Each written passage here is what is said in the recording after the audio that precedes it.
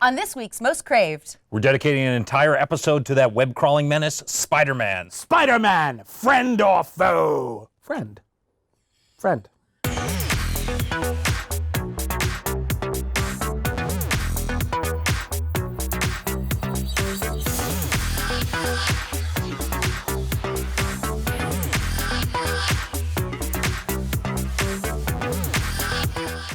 Hey guys, welcome to this week's Most Craved. I'm Jenna Bush with Legion of Leia. I'm Silas Lesnick with ComingSoon.net. And I'm William Bibiani with Crave Online. What?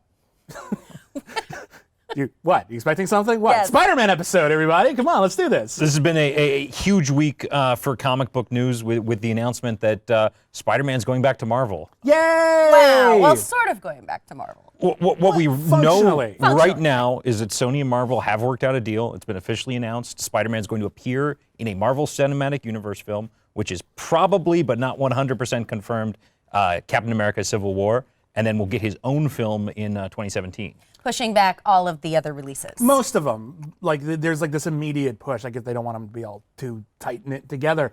I think this is great. I also think this is great. I think this is awesome because in April of 2014, Spider-Man producers Avi Arad and Matt Tolmach both said we would not even do a crossover with Marvel until we had run out of ideas of what to do with Spider-Man. Which they obviously did. Maybe you shouldn't have said that because that sounds bad. But I think it's awesome. I think Sony came out of the gate really, really well with the Sam Raimi Spider-Man movies, which I know some people aren't the biggest fan of anymore. I still think they're great to varying degrees. But what the Spider-Man movies did was they really brought superhero movies into the mainstream. Like the X-Men and the Blades and all of those, they were seen as good action movies. Spider-Man brought romance and pathos and drama into it and became sort of this figurehead for what superhero movies could be. They could be embraced by all demographics. They could be this huge blockbuster event and not just another cool action movie. And I think we sort of fell away from that with the Amazing Spider-Man films, and I think Marvel has a sense of gravitas towards their characters that we need to make Spider-Man meaningful again. Yeah, well now an issue here is, are we going to tell his origin story yet again for the third time in 13 years? We probably have to because we're going to have some explanation as to where he came from in the Marvel Universe. I don't think we do, honestly. I hope think we don't. Everybody knows it. We can just Everybody have a new knows story and catch up, especially if he's going to be introduced in Captain America or in another film. That's obviously not an origin story. Well, hang on a second, because they say he's going to be introduced in that movie. That doesn't mean he's going to be one of the main characters. My theory, and actually this would be really, really cool, and it's just a theory, it's just my thought. You do Captain America Civil War, which is really in the Marvel Cinematic Universe, has nothing to do with secret identities, has even less to do with Spider-Man. You do that whole movie like you were going to do it, and then the post-credits teaser is there's a field trip at a college. Kid gets bitten by a spider. We don't even need to see his face if you haven't cast him yet. And then that's it. Well, that totally would work. That gets it out of the way, and then you have fully fledged Spider-Man in his own movie. But here's another thing. A bunch of people online have been talking about which Spider-Man this would be. And Right. could it be Miles Morales? Now, I mean, if we're going to do an origin story again, if we have to, if there's some way we have to get that in there, it would be nice to do it with someone new. And I would love it to be Miles Morales. That's been a really popular thing online, people talking about that. It is a different sort of different origin story. It also is possible that you could see Peter Parker in Civil War, have him killed off, and then introduce Miles Morales in a new film. I cannot imagine that not feeling like a cheat, though. We get Peter Parker in the Marvel Universe for less than a film, and then kill him and replace it. Team Morales. I'm saying just introduce Miles Morales if that's the case. Or I would love that. Or wait, how did Miles Morales get his powers again? Wasn't it like a blood transfusion? It was there was blood stolen, and then there was a spider in his backpack, and Okay, so here's what you do. Andrew Garfield shows up very briefly in Civil War. He dies, and he gives Miles Morales a blood transfusion, and then boom, we're good. Anyone who liked the Amazing Spider-Man movies is fine with it, and we just pretend all the villains never existed. Honestly, the coolest thing for me to be would to be the scene where he reveals himself and have it be Tobey Maguire, and then have. yes, That would be totally great. that would be magic. I'm fine with Miles Morales coming back, but I've heard a lot of people saying that Marvel finally gets Spider-Man back, and they're going to go with the Miles Morales version, it's some sort of version. It's a cool version, but I think people want to use the iconic version of the character. Strictly speaking, the press release that Marvel announced does refer to Peter Parker. Well, there in you the go. press release. There you go. But that doesn't preclude Miles Morales from coming around, Right. getting his own live-action show, spin-off movie. They've got Spider-Man now. They're sharing it with Sony, but they get to basically spearhead it and make it work. It also doesn't preclude making it Peter Parker and still having it be a minority. Yes, That's that's true. true. That's true. Donald Glover. Sorry. Donald Glover's 31 years old now. I know, They want to I skew know. younger.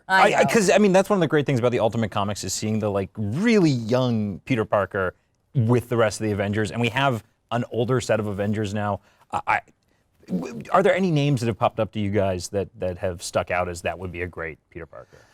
No, I don't really like the young really. actors that are. No, that's not. You That's don't like exaggeration. anybody younger No, than that's an exaggeration. 25? I would have loved Donald Glover to have done it five years ago. Yeah, Maybe. I He would have would've been too.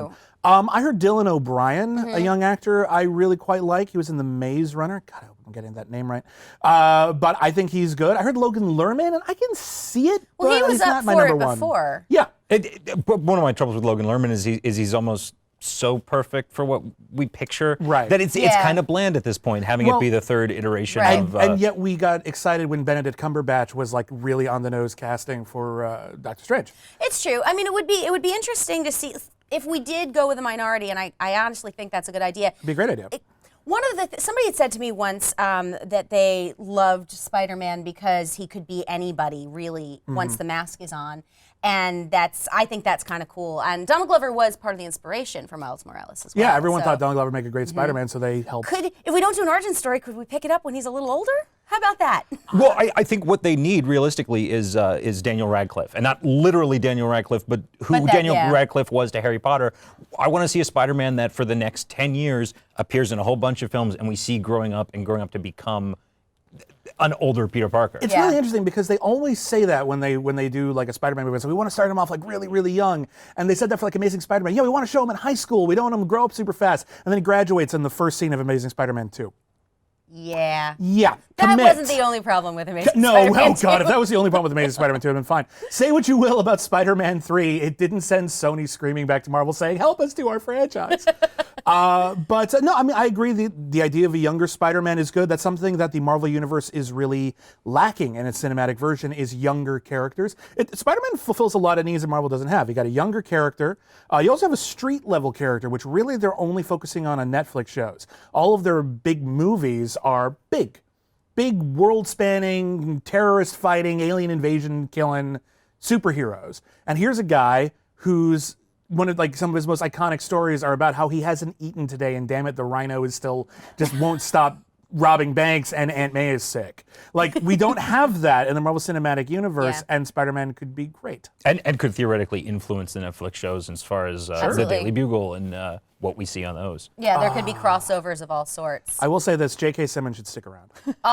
One of the offbeat names that popped in my head I was thinking about what I want to see from Spider-Man is Tony Revolori from who was Zero and Grand Budapest Hotel. Oh, he was He'd be amazing. fun. And He'd be fun. He's a fun actor. It's simply in my head when I pictured primarily the Ultimate version of Spider-Man. I love the like very short Spider-Man next to like Iron Man or Captain America. Totally. And there's that dynamic in Grand Budapest that fits that so well. I could see that. That'd be totally awesome. Hey, I vote for your idea. let's do it. Tony Revolori. Tony, call us. We know He people. actually, I tweeted it and he responded. I didn't even tag him or anything, and he was like, I do it like. Oh, good. So he's in. He's Marvel. in. He's totally in. We cracked Cast the him. case. Tony Revolori is going to be Spider-Man in the new Marvel Cinematic Universe. Do you like it? Do you dislike it? Tweet us. Let us know what you think about these new Spider-Man developments. And Most Craved. See you next week. The whip. Most Craved.